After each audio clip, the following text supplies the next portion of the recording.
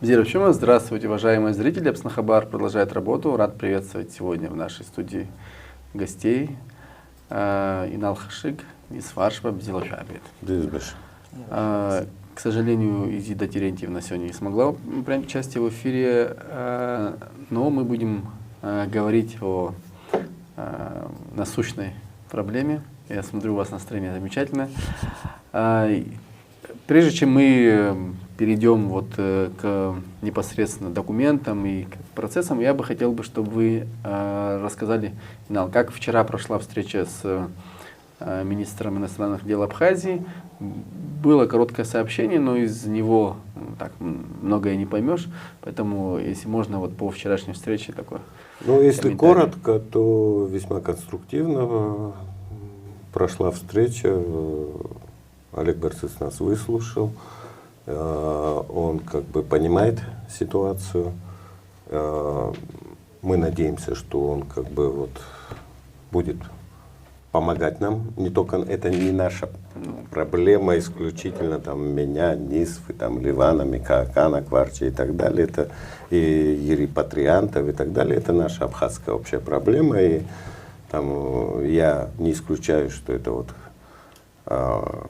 какие-то мы стали жертвой какой-то, я не знаю, внутриполитической, межполитической и так далее, борьбы и так далее, но тем не менее этот тренд, который разворачивался во время выборов, он, может быть, хорош был для того, чтобы был результат на этих выборах, но после выборов он создает огромные проблемы для самого государства абхазского. И Олег Мсасович, уверен, он понимает это. И так как он опытный дипломат и очень вдумчивый, очень порядочный человек, я хочу подчеркнуть, потому что я его не первый день знаю, мы дружим даже, так сказать, уже более 30 лет, даже 40 лет, даже сбился, да. Хороший, я прошу прощения, заголовок: друг министра иностранных дел Республики Абхазия объявлен иноагентом. Да, и кстати говоря, то есть такое могу сказать, что он мой друг, не только я, и он может сказать, что он дружит с Иналом Хашик, который сейчас имеет статус иноагента, и причем сказать это официально. То есть это подчеркивает его какие-то человеческие качества. Он не прячется за какой-то конъюнктурой, и он не конъюнктурщик. Я в этом уверен. Я знаю, что он очень вдумчиво к каким-то вещам подходит. С шашкой, конечно, в дипломатии не принято кидаться, бросаться, но я думаю, он объяснить нашим российским партнерам, что это не совсем то, которое отражает реальную картину происходящего в российско-абхазских отношениях. Это не будет способствовать как внутреннему развитию Абхазии, и также будет всегда иметь какой-то нехороший подтекст в российско-абхазских отношениях. Об этом, я думаю, поговорим чуть позже. Нисфа, твои тоже впечатления от вчерашней встречи? На мой взгляд, я совершенно согласна с большинством вещей, о которых говорил Инал. Мне показалось, что ему он не безразличен. То есть не было каких-то высокопарных слов, что я обязательно сделаю, рвать рубашку, что все будет решено. Нет. Но было не все равно. Тем более Олег Мсасович лично знал каждого, кто был вчера, и знает, с Иналом он 30-40 лет дружит, с остальными, со многими дружит, с кем-то лично общался и так далее. То есть он вообще прекрасно понимает и осознает последствия таких вещей. И соглашусь еще раз с Иналом, что тут же не о нас речь, конкретно о 5 или о 10 или о 20, я уж не знаю, сколько людей депортировали, таких цифр до сих пор нет, но МИД, вообще сам факт того, что мы пришли в МИД, в который мы за последние 4-5 лет зайти не могли, Сам факт того, что мы разговаривали с министром иностранных дел, с замами, с сотрудниками, да, но мне кажется, это уже такой большой плюс в нашей плачевной, такой ненормальной действительности. Перемены, да, такие. Да, но я почему-то чуть более скептичнее, чем мои коллеги, но я думаю, что он будет поднимать, как-то обсуждать и пытаться регулировать эти вопросы. Ну, тогда перейдем, наверное, уже ко второй части. На каком этапе сейчас, скажем так, ваши дела или наши дела? Ну, Вот, что сейчас происходит, суды, там, тяжба и так далее. Вот, я как иноагент номер 1. Да. Да. Никто не смеет оспаривать это. Да. То есть у меня первый номер все-таки. Да. Еще и 8 марта. Да, 7 марта. 7-го, да, прошу подарок прощения. такой сделали. Но сразу же, в тот же день, вечером, мне пришло несколько сообщений, куча всяких сообщений было, и звонков, и так далее. И, ко мне обратилось несколько контор адвокатских, которые там выразили, то есть предлагали свою помощь. Абсолютно бесплатно, бескорыстно предлагали свою помощь. Но, естественно, я в тот момент я не знал вообще, кто это такие и так далее. Я, естественно, попросил паузу, поблагодарил их всех, попросил паузу, потом уже навел справки и уже выбрал одну адвокат, сделал ставку, определился в своем выборе, одну адвокатскую контору взял, которая имеет богатый опыт вообще. И она достаточно известна, это вот адвокатское бюро «Агора». И вот они, я оформил на них доверенность, естественно, я там не выезжаю сейчас куда-то в Россию, в Москве пройдет это все, это судебный суд этот будет в Москве. Но вот оформил на них доверенность, иск подан. Но до рассмотрения пока не дошло. Но ни с Фаизида, ни 2 неделями позже были признаны иноагентами, внесены в реестр Минюста России. Но, тем не менее, у них уже движение какое-то есть. Я не знаю, почему вдруг у меня там пока этих движений нет. Возможно, там, я не знаю, там какие-то, у кого-то там, у судей, может быть, там своя загруженность судей и так далее, может быть, там у них. Я не берусь комментировать, но вот Нисфа теперь же скажет. Да, Нисфа, ты еще с документами пришла, видимо, что-то это касается. Инал, конечно, иноагент номер 1, но рассмотрение из всех 3 дел, мое рассмотрение. Первое, так вот случилось. А вот сегодня в 5 часов вечера у меня суд. Это онлайн? Пока нет. Все, я понял, да. Сегодня назначен судебный процесс. Значит, конечно, адвокат, тоже вот юридическая контора «Агора», будет ходатайствовать о том, чтобы я онлайн принимала в нем участие. Пока не могу сказать, не знаю, какое решение примет судья, согласится, откажет, но не это самое важное, хотя это тоже имеет значение. Перед, значит, судебным процессом Минюст России всегда присылает возражение на, значит, исковое заявление, поданное от моего имени в Московский суд.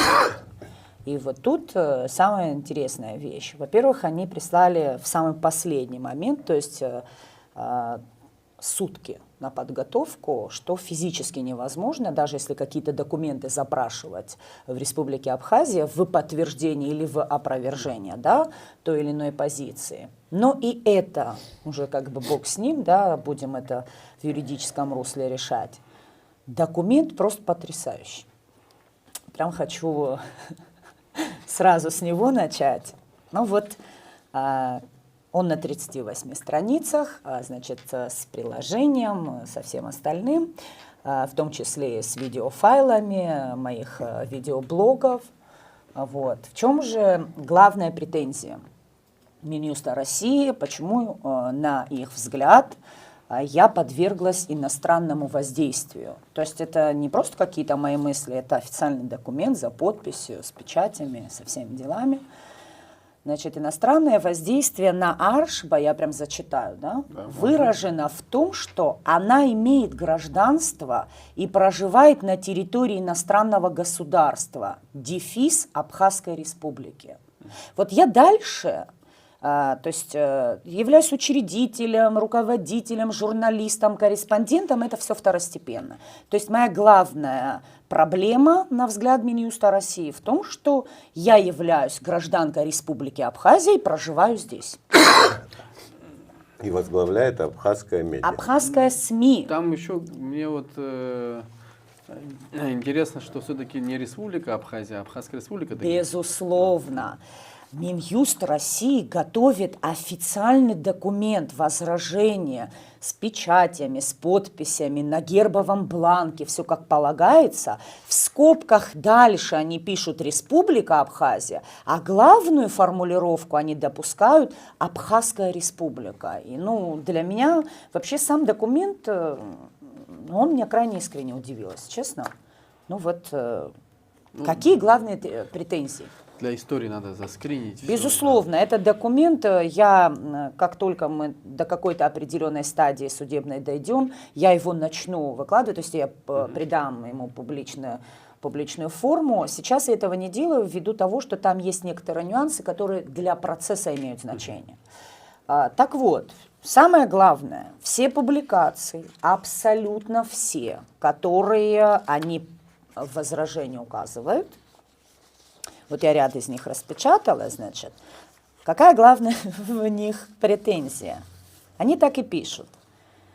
Публикации, касающиеся действий руководства Республики Абхазия. И дальше сама публикация. Во всем возражении Минюста России мне предъявляются претензии по поводу 5 людей. Называть будем? Безусловно. Первый и самый главный – это целая публикация. Хочу отметить, что она я потом оставлю это все, да, она, значит, на моей личной странице в Фейсбуке, даже не на СМИ, на моей личной странице, где я 6 февраля 2024 года выставила, значит, пост о том, что я требую отставки министра иностранных дел Инала Арцинпа. Мне это вменяют, чтобы вы понимали. То есть я не говорила о министре иностранных дел России, Америки, Грузии, Китая, КНДР, я не знаю, до кого угодно, да? Я говорила о министре иностранных дел Республики Абхазия, гражданкой страны, которой я являюсь, да? Более того, Инал не даст соврать, закон о СМИ Республики Абхазия очень четко формулирует эти вещи, что я имею право давать оценку, давать свои личные суждения на те или иные действия. Мое суждение личное, как просто гражданки НИС Фаршба, было вот таким. Минюст России это очень оскорбило. Минюст России очень оскорбил, очень оскорбила публикация уже в СМИ Аяшера, тот же самый Facebook, в который запрещенный в России. Да, но у нас он еще не запрещен, да. В котором я перепостила публикацию, причем они это прям указывают, кандидата экономических наук, доцента кафедры национальной экономики Республики Абхазия Хатуны Шатыпа, которая сделала такой экономический маленький короткий анализ того, что ежедневно наша страна будет выплачивать 154 тысячи рублей в течение 4 лет. Это более 220 миллионов рублей. И, значит, и она связывает этот долг, значит, с непрофессиональной, скажем так, работой Аслана Бжани и Бадры Гунба. Причем они оба указаны в этом тексте.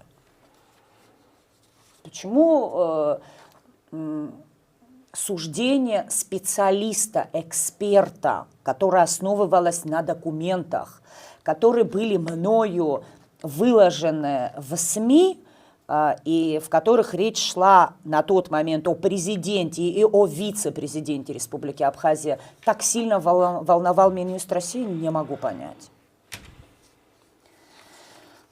5 человек, я же говорила. Первый Инал Арцинба, второй Аслан Бжани, третий Бадра Гунба, четвертый Александр Анкваб и пятый Михаил Шургалин. Что именно о после России?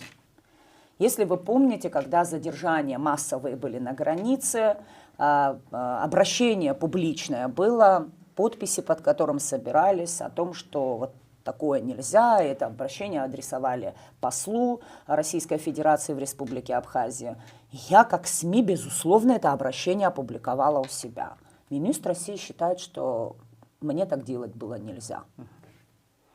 Хорошо. Когда меня задержали на границе, кстати, когда моих коллег задерживали, вообще очень многих часами держали, у меня такого не было. И я даже иногда по этому поводу шутила, что ну как так, я как белая ворона все время среди всех выделяюсь. Ну вот за меня задержали. Недолго, правда, как бы спрашивали, почему я ездила в Донецк и так далее. Ну какие-то вот такие вещи были. Я об этом написала пост у себя на личной странице, ну небольшой пост, приложила к нему фотографию.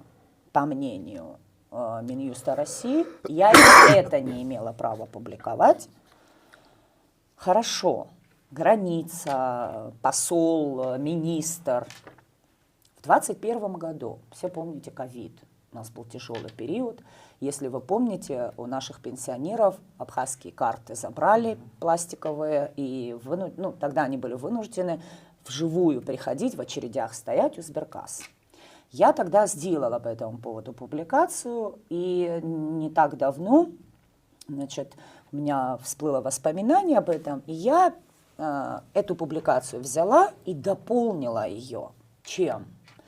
Значит, тем, что в период ковида наши пенсионеры, пожилые люди, вынуждены были толпиться, в то время, когда вообще это крайне опасно все было. Значит, и все это произошло из-за того, что 25 миллионов рублей наше государство должно было выплатить Пенсионному фонду России. Но это известная, открытая, совершенно известная информация. Да. Вот. И я к этому добавляю, что за 2 года президентства Аслана Бжани им было роздано 250 пистолетов, средняя цена которых свыше 70 миллионов рублей. Я просто говорю о том, что, может быть, надо было не дарить пистолеты, а вот эти деньги бюджетные направить в Пенсионный фонд России, выплатить этот долг, но не вынуждать пожилых наших пенсионеров толпиться, заболевать и впоследствии, значит, какие-то непоправимые вещи для здоровья получать. Да? Минюст России посчитал, что я и на это не имею права. Честно сказать, судиться я не хотела, честно скажу. Подавать в России в суд я, правда, не хотела, но все-таки и нам, вообще многие, кто по этому поводу, с кем я говорила, они мне тогда объясняли, что это единственная возможность хоть какую-то информацию из российских структур того же Минюста получить. Если работа российского Минюста, я сейчас не даю оценку в целом, но касающаяся меня прям, не могу не сказать, построена вот так, тогда мне даже страшно предположить, за что же людей в нашей стране могут признавать иноагентами. И, кстати, у этого статуса довольно сложные последствия. Я думаю, что об этом тоже поговорим. Да, но я к чему? То есть простой пример, я вчера об этом говорила, вот простейший пример. Сидит домохозяйка дома, отключили свет, это у нас часто бывает, это нормально, уже почти. Нет света 3 часа. Она берет у себя на странице, допустим, в том же Фейсбуке, пишет: да что же это за власть такая, где наша власть, мы 3 часа сидим без света. Иноагент, все, судя по возражению Минюста, по мотивации. Да, по вот этой мотивации, то каждый гражданин Республики Абхазия вне зависимости, он имеет гражданство России, не имеет, в законе это там у них все прописано, он может стать иноагентом, потому что так решил Минюст России. И вот тут самое главное. Ну вот мы же все прекрасно понимаем, что вот у Минюста России, огромного государства, да, масса дел, кроме как следить за публикациями Инала, НИСФ, Изиды Терентьевны, да, и всех остальных. Ты имеешь в виду, им помогали? Нет, я не просто имею в виду, я абсолютно уверена, что им очень помогали, и эта помощь, в кавычках, пришла именно из Республики Абхазия. Я сейчас не хотела бы свои домыслы излагать, да, предположения, но факты вообще вещь упрямая. Как только, значит, я пройду ту стадию, значит, в суде, о которой я говорила чуть ранее, и смогу в полном объеме раскрывать документы, которые, значит, Минюст России представил, вы поймете, какие структуры и на каком уровне были задействованы в этот процесс.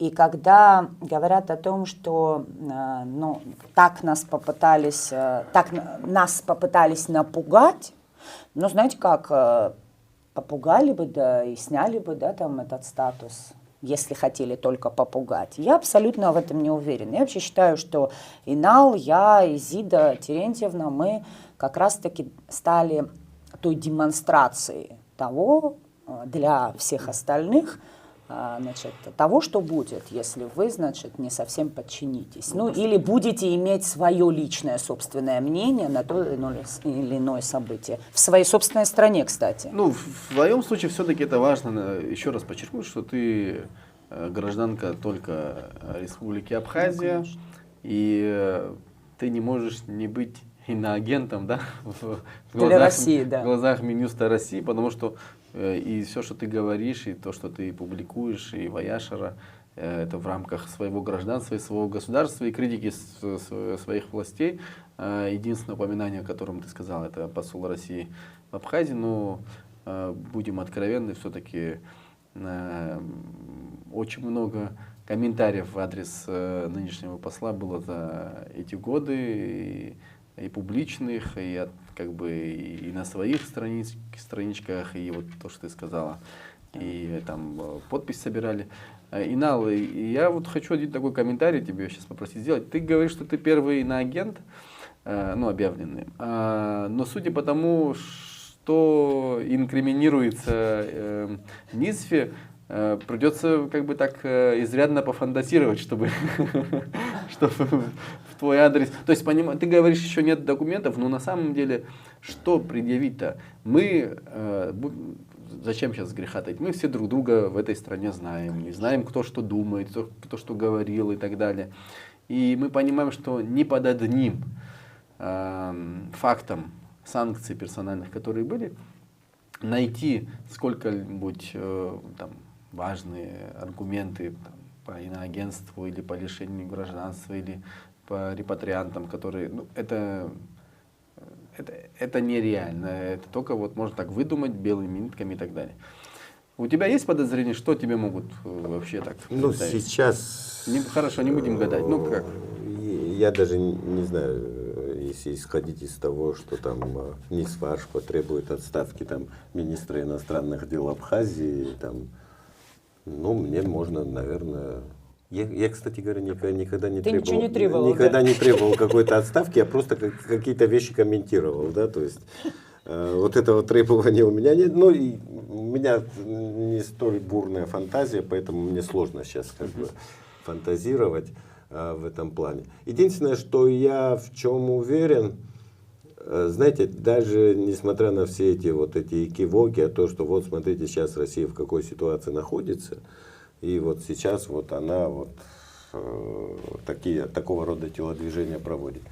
И я просто уверен, что никогда Россия никаких телодвижений по отношению к Абхазии, именно к Абхазии, дружественной стране, союзник реальный. Это не там не условный Азербайджан, который там как бы одно говорит, а другое делает. Да?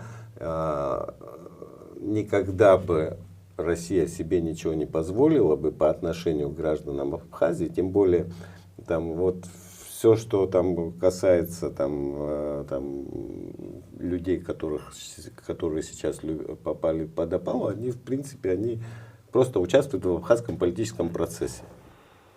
Это вот сугубо, ну вот НИСФе предъявили, вот министр иностранных дел Абхазии не нравится, она же не сказала, мне не нравится министр иностранных дел России, там, да, и она не сказала вообще, мне не нравится мэр Сочи, да, то есть она сугубо про своего абхазского чиновника сказала, и, то есть это ей в укор поставили. Я к тому, что если бы вот отсюда каких-то сигналов, каких-то, не то что сигналов, вот, откровенных просьб абхазской власти не было бы, то вот этой ситуации точно не было бы.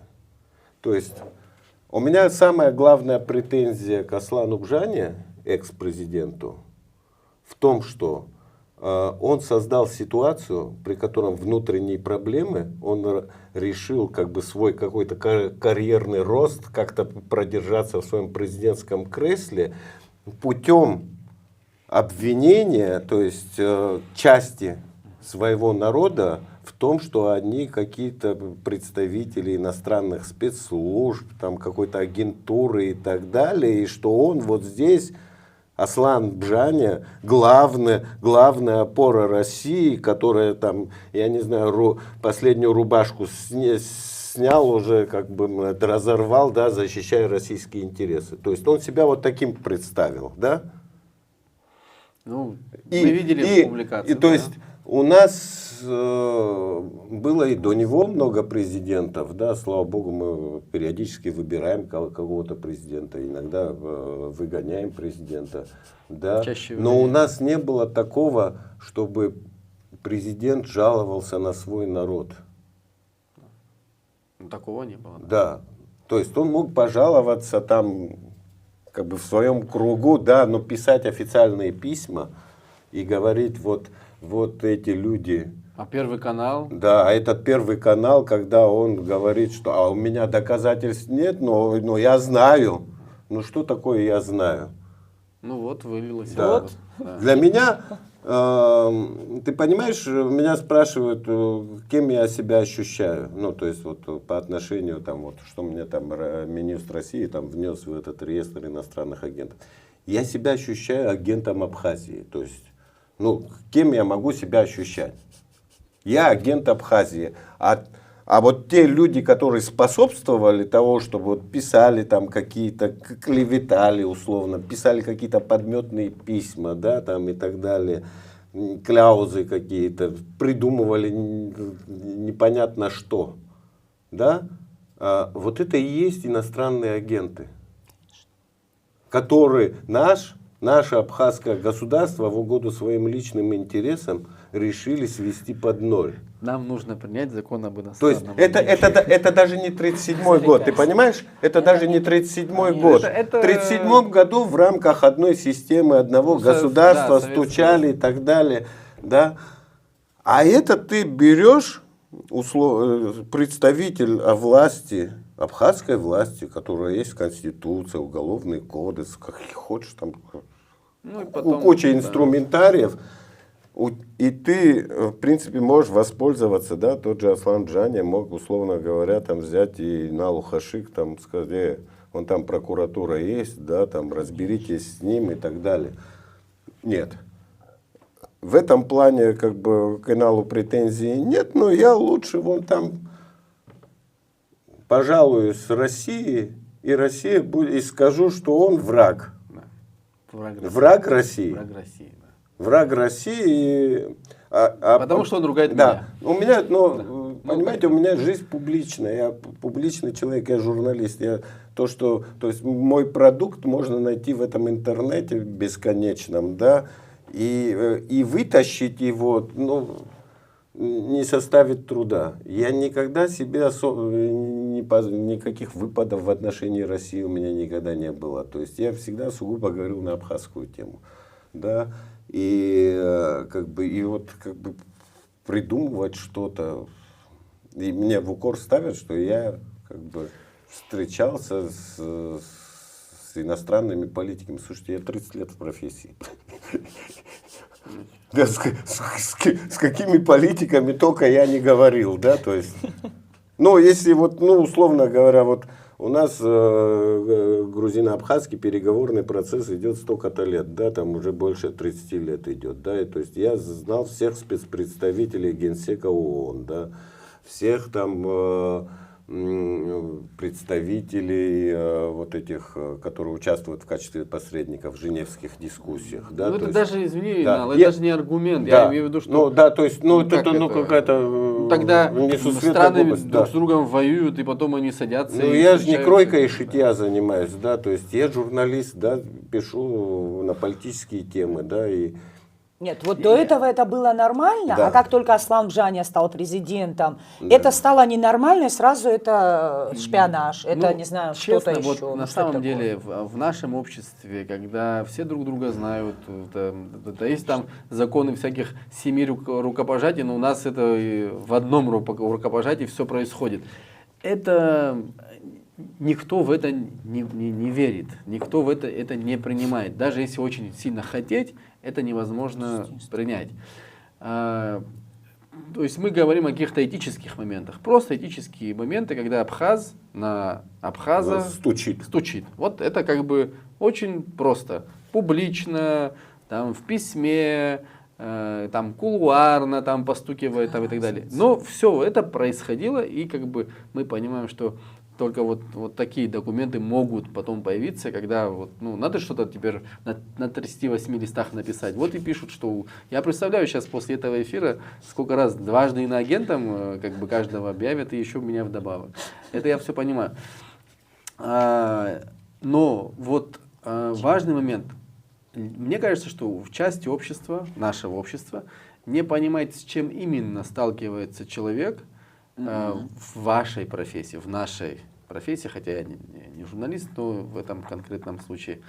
То есть это же не просто в реестр внести, да? Это определенные ограничения. В нашей ситуации, когда мы находимся в полуизоляции, единственная страна, которая нас не изолировала из нашего окружения, да, это Россия. И тогда получается с этими решениями уже полная изоляция, да? То есть, с Турцией только торговать, с Грузией торговать тоже как-то так. Частично. Да, не признано торговать, да? То есть получается, что такая тюрьма, да, как вся Абхазия для нас, для вас такая получается тюрьма. Это первый момент. Нет, она для меня не тюрьма, это моя земля, это моя родина, да. Это ограниченное пространство. Тюрьма я в кавычки беру.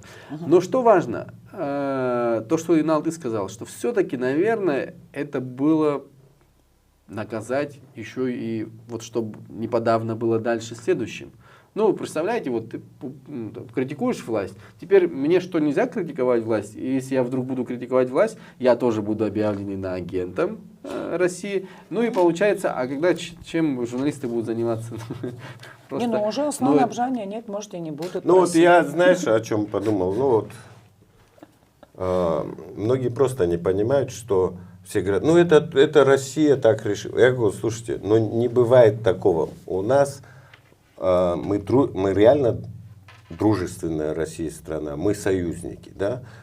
Наверное, такой уровень отношений там разве что у Беларуси. В каких-то вещах даже у нас поинтереснее. Поинтереснее, да. Представь себе, у государства, у Республики Беларусь, я не знаю, там, какому-нибудь Гуриновичу, гражданину Беларуси Гуриновичу, нет никаких претензий политического характера. Он пишет там сугубо на белорусские темы. Он не пишет там про Россию, там ничего. То есть и вдруг его объявляют иностранным агентом. Ты можешь вот просто себе представить? Это все Это нонсенс. Это нонсенс.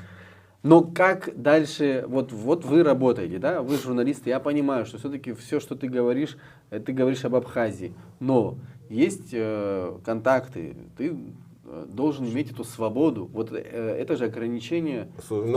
Понятно, да, если бы я, конечно... И не только с точки зрения вот лично вас, но и остальных. Остальные будут думать о том, публиковать, не публиковать, ругать, не ругать. Я понимаю, что был Аслан Бжания, сейчас он не президент. Но как инструментарий это может оставаться. Я уверена, что у нас осталось. плохие традиции, они быстро закрепляются, укореняются. Это как бы воспринимается как некая данность, которую уже нельзя изменить. Вот это самое плохое. Вот это самое плохое. И я надеюсь... Знаете, сейчас многие наши чиновники, они как бы говорят, объясняют, это сейчас Москва приняла решение, мы тут как бы сейчас и халшой. То, что харая халшу, вот это надо делать. Харая халшу есть одна вещь. Нам нужно, единственное, что от власти требую, это вот работы чистыми руками. То есть вот то, что происходило при Аслане Бжане, это грязная работа. Это работа против своих граждан. Да? То есть это вот такие какие-то абсолютно методы из какого-то прошлого столетия. Это абсолютно непорядочно. Это не по-абхазски.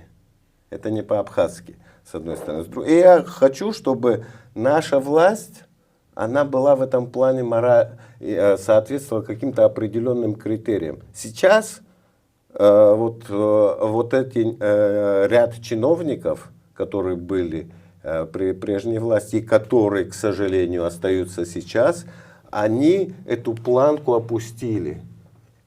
И я хочу, чтобы вот этот критерий, да, ты сейчас не можешь там посадить вот этих людей, которые писали доносы в чужое государство, хоть и союзник, но это донос, иногда просто списки передавали с данными, да, то есть это тоже преступление, там куча много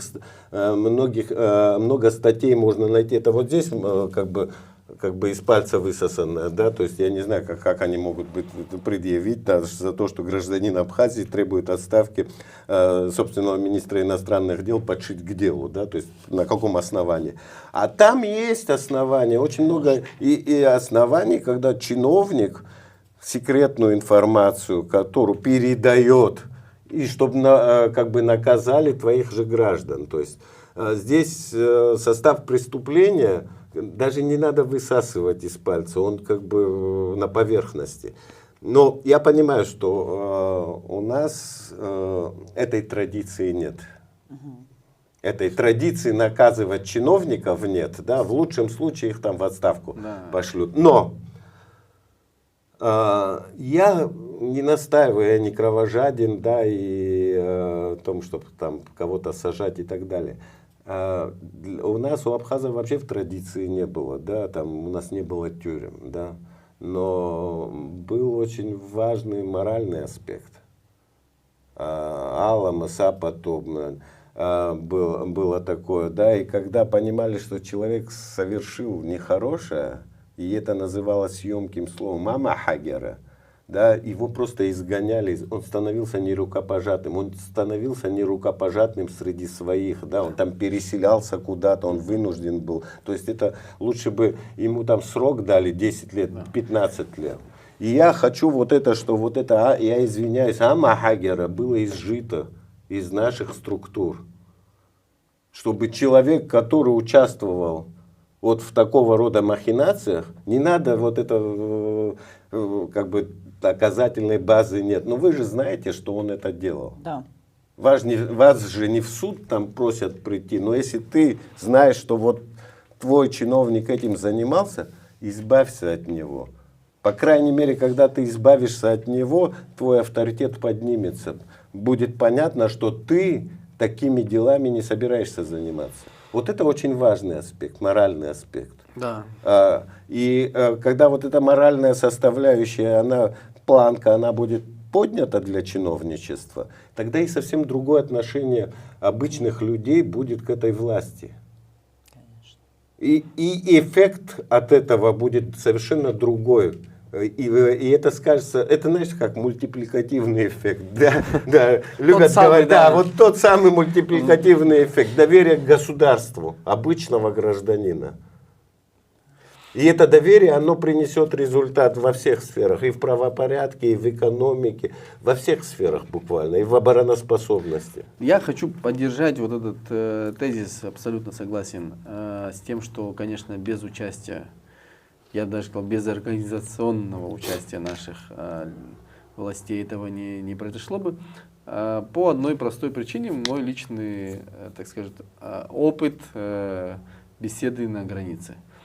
До того, как эта беседа состоялась, у меня был сигнал, у меня была информация о том, что моя поездка там, в Турцию живо обсуждается между нашим представительством там и руководством тогдашним, так сказать, здесь. Обсуждается живо, и причем в этом обсуждении еще участвуют и чиновники соседнего государства. Эта информация у меня была. Потом, но, как и все, что мы делаем это публично и открыто. Поэтому все встречи и так далее, все было под камеру. И тогда же, когда меня попросили побеседовать, для меня было очевидно, что этот сотрудник вел абсолютно формальную работу. Это было, как бы вот у него записано, что вот Леуана Лагула надо задержать. Вот он и задержал. Там взять данные, вот он взял. И был один вопрос. Ты, говорит, антироссийски настроены? Я говорю, нет. Вот реально. И тогда было дальше утверждение. Значит, ты пророссийский? Я говорю, я проабхазский. Вот как бы вот вся наша беседа может быть охарактеризована только откуда знать им, что я какой-то антироссийский? Только потому, что так сообщили наши, конечно, что я антироссийский, надо его проверить. Там парень, молодой человек, он видит по мне, что ничего там, не какой-то там террорист и так далее. По беседе он понимает, что просто ему надо отчитаться. Но у него там галочка стоит, потому что эту галочку попросили сделать наши. Вот и все. Но, как ты правильно говоришь, у нас нет информации, там доказанная информация, что и этот чиновник именно там. Просто мы имеем определенную информацию там, да, из своих, так скажем, источников. Доказанного нет, ты за руку не поймаешь. Но они-то знают, кто это говорил. Слушайте, я вот абсолютно не виню Москву в этом действии. Абсолютно не виню. Да, при том, что там Россия меня признала иноагентом. Ну смотри, Москва дружит с Сухумом. Друзья, Сухум просит Москву, слушайте, сделайте что-нибудь, помогите. И Москва говорит, ладно, если это вы решили, почему не помочь? Сделаем кого-то, лишим гражданства, кого-то назовем иноагентами и так далее. Она выполнила свой союзнический долг, условно, да?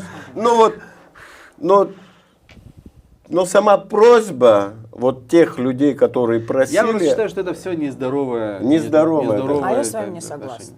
Нет, сам факт, что такого, я считаю, что неправильно. Я скажу даже почему. Должны проверить же. У вас нет претензий к Москве, у вас нет претензий к Российской Федерации, а у меня они есть. И я скажу почему. Друзья, Сухум с Москвой дружит, Аслан Бжани с кем-то там дружит, я не знаю, структуры какие-то государственные и так далее с кем-то дружат, никаких проблем. Но хотя бы элементарно, просто проверить и посмотреть, это ж так сложно. Слушай, зачем проверять, если Сухум просит наказать низ фарш? Рассказываю, почему. Вот есть телеканал НТВ, вы, наверное, знаете, безусловно, знаете. Сюжет вот этот потрясающий. Я вдаваться в подробности не буду, лишь небольшая ремарка. Все кадры 90% кадров, которые использовал телеканал НТВ, это кадры, которые я снимала в Мариуполе через 2 дня после его освобождения. Это уже... Понимаешь? Но это показательно. Когда я первый и единственный была на тот момент журналист, еще и женщина, кстати, которая приехала освещать СВО, дай бог здоровья нашим ветеранам войны, которые меня туда с собой забрали, да, это не показатель. Хотя мои передачи, мои съемки транслировались по Первому каналу, по НТВ, по Второму каналу, тогда это было замечательно. Понимаешь? А потом вдруг Аслан Бжания попросил, можно перечеркнуть всю историю, тогда у меня один вопрос. Москва дружила с Сухумом в каком качестве? Только с Асланом Бжания? Или Сухум это Абхазия, это как бы мы все в том числе? Ну вот Аслан Бжания Поэтому, внушил, да, что главная опора... Ну, я Ну считаю, тогда что у мы них просто- есть Аслан Бжания, сейчас пусть Не, пользуются. ну, во-первых, мы разные страны, и мы Конечно. по-разному смотрим на то, как выстраиваются отношения. Мы сейчас туда как бы копать и так далее не Не будем. собираемся, У них свои конечно. принципы, Да. у нас И у меня свои. главные претензии своему К своему, руководству. безусловно. Вот что происходит с, скажем так, с иноагентами, да, с лишенными гражданства в Абхазии? Мы идем в парламент, там созывают там комитетское слушание, там, да, депутаты и так далее, встречаемся с ними. Потом у вас встреча с министром иностранных дел. То есть вот люди, которые объявлены, несут угрозу и так далее, они с высшим руководством Абхазии контактируют на постоянной основе. Вот этот стратегический партнер России, который здесь представлен руководством страны, с ними контактируют все вот эти опасные люди постоянно. Просто вот, да, и каждодневно, если можно так сказать.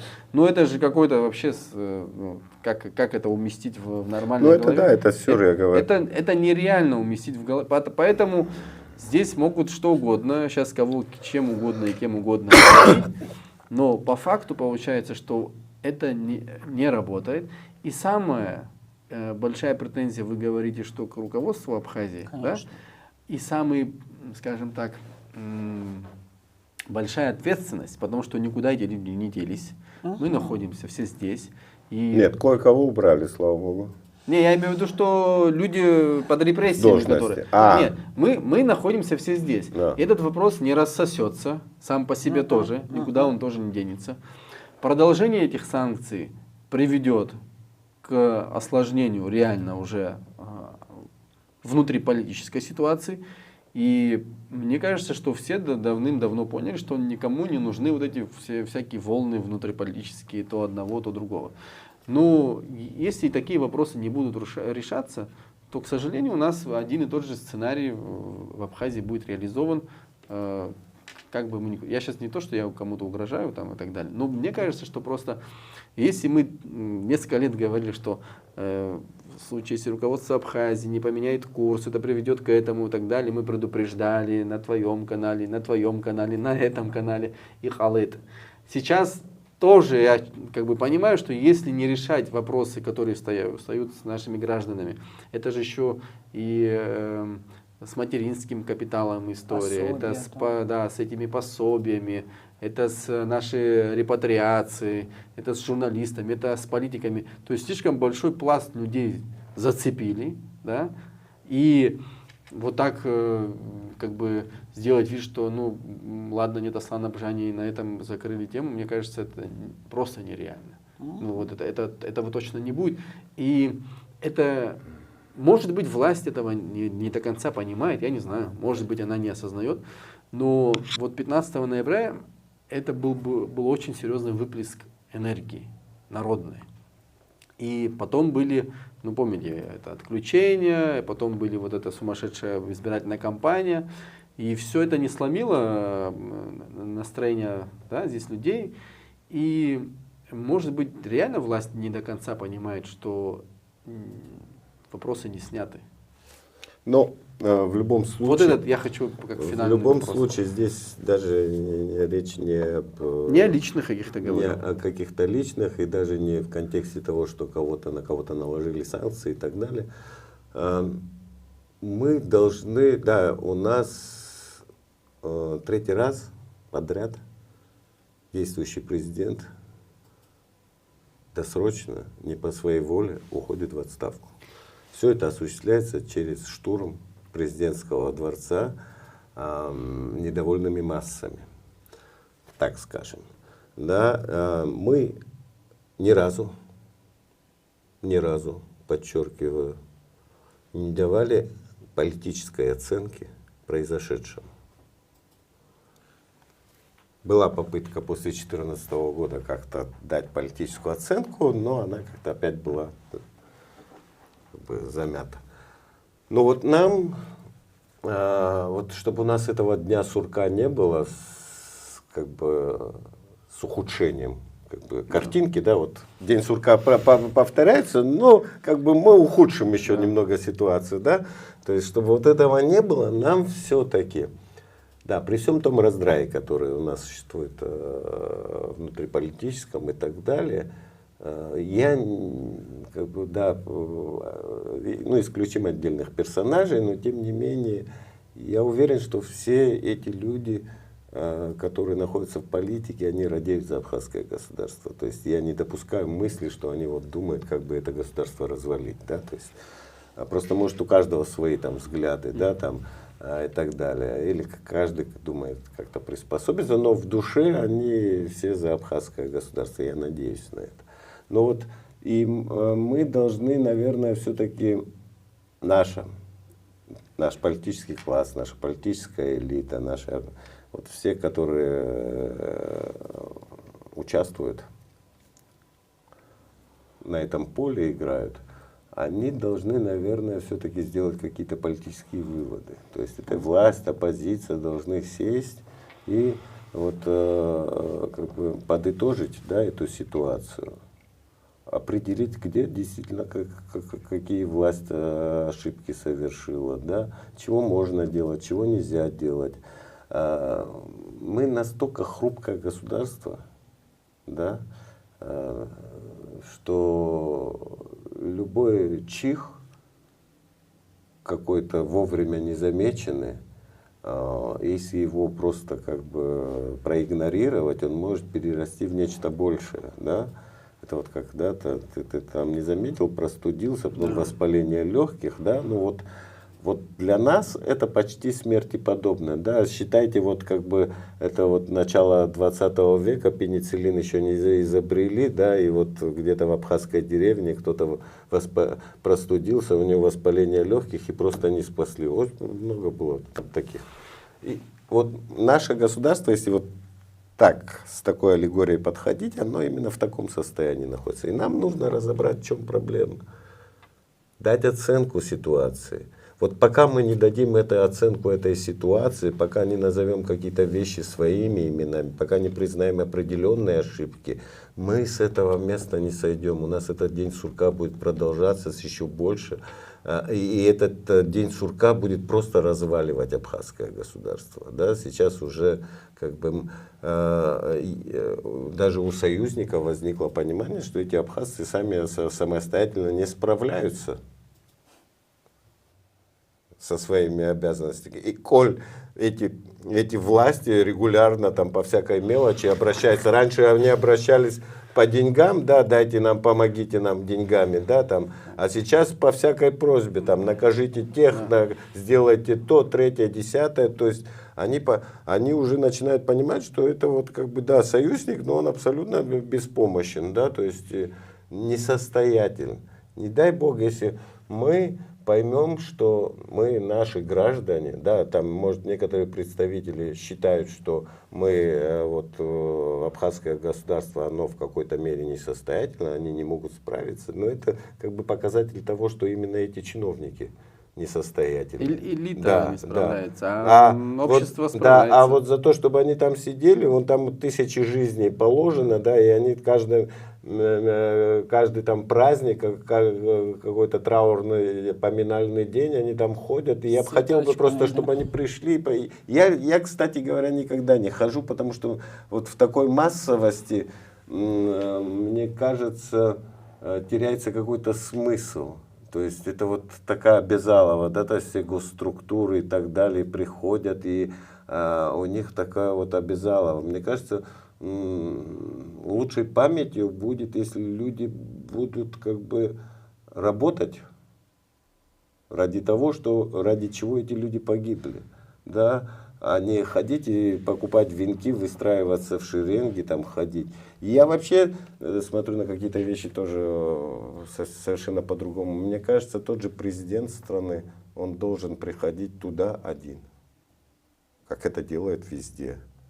Да, возлагать венок он один, не в каком-то колхозе, я извиняюсь, когда ты всех собрал. Это ответственность твоя должна быть. Ты приходишь туда и говоришь, я, в общем-то, за то, что вы погибли, это дело буду как бы за эти ценности буду дальше бороться. А когда ты приходишь вот так, это все размывается, это вот такой какой-то Там абсолютная мнений безответственность. может быть в этом смысле много. Я сейчас Да. не настаиваю, но поэтому Нет, можно я- и так, и сяк. Главное, мне кажется, другой тезис, что все это делает, все проявляется в работе, в твоих реальных делах. Вот если ты реально служишь народу, то можешь приходить один с толпой, с кем угодно. Нет, я Да, говорю я о том, понял. что у нас очень многие вещи Формально, они да, перешли в некий ритуал. Да. Я не хочу, чтобы наше Государство государство тоже ритуальное. да, стало ритуальным. Это Песни, да. пляски и так далее, Да. мы уже это проходили.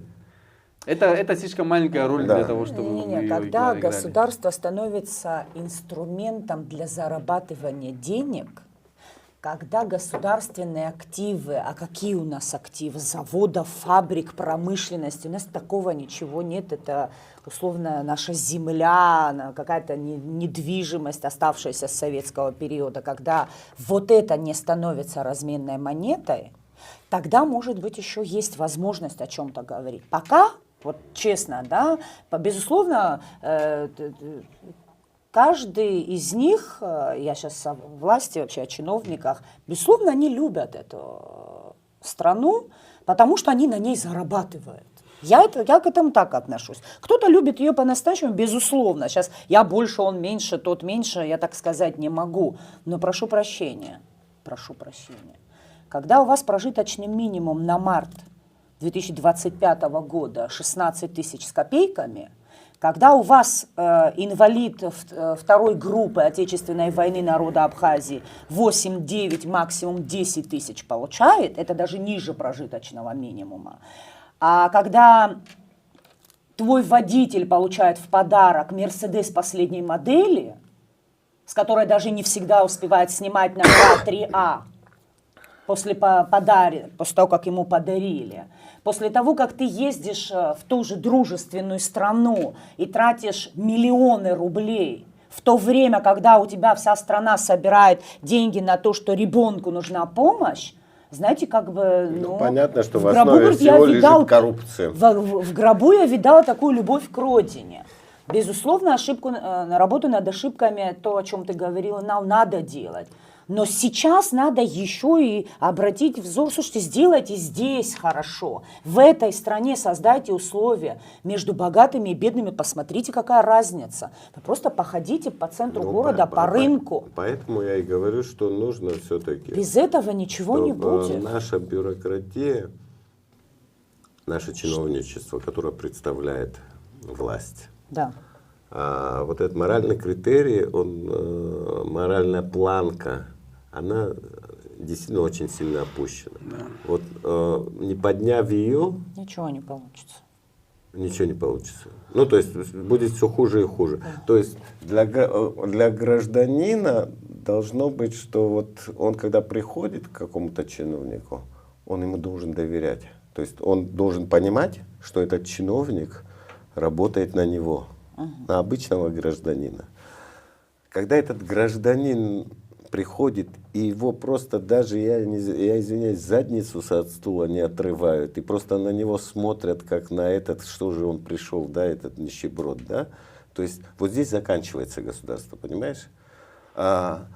Мы должны, даже если ты не можешь удовлетворить просьбу. Ну, бывает и такое, когда человек приходит и, приходит и что-то хочет такое, что чиновник, даже если бы он и в этой мог бы, ну, все сделал бы, он просто не в его компетенции.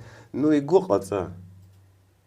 Ты должен, человек приходит, да, ты должен, да, иногда просто хорошее, доброе слово, оно как бы как бальзам на душу человека, который там устал ходить по всяким инстанциям.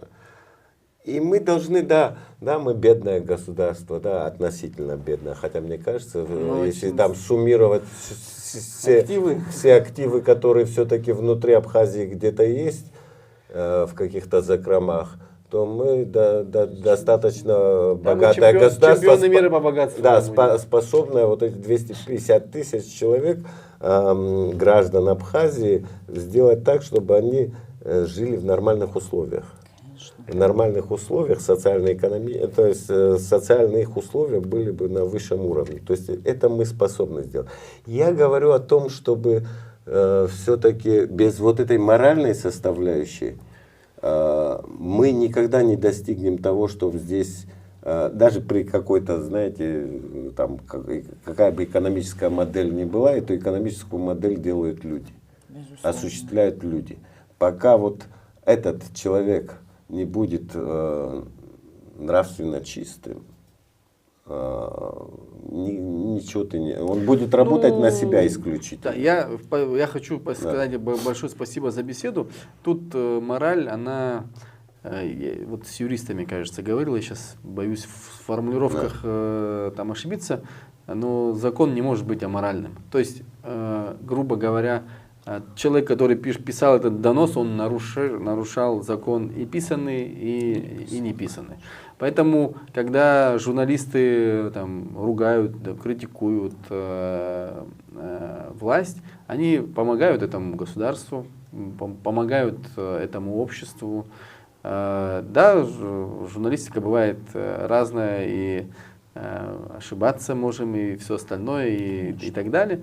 Но, по сути, вопросы, которые мы сегодня поднимали, это вопрос в том, как делать абхазское государство лучше, если людей, которые должны следить за тем, чтобы публично следить за тем, чтобы власти соответствовали требованиям своего общества, называют иноагентами другого государства, вообще по сути не имевшие никакого отношения к тем вопросам, которые здесь озвучивались. Я хочу вас поблагодарить за беседу. Мы, конечно, вопрос этот не оставим в покое. Ну, посмотрим, какие будут решения судов и будут ли вообще эти решения. Сожалею, что сегодня Зида Терентьевна не смогла принять участие в беседе. Но Апснахабар, пока еще не объявлен иноагентом, готов предоставлять нашу площадку для такого обсуждения. И будем посмотреть, как говорится, подписывайтесь на Апснахабар, ставьте лайки, репосты, комментируйте и не доносите. Спасибо. Если не на кого доносить. Спасибо. Спасибо.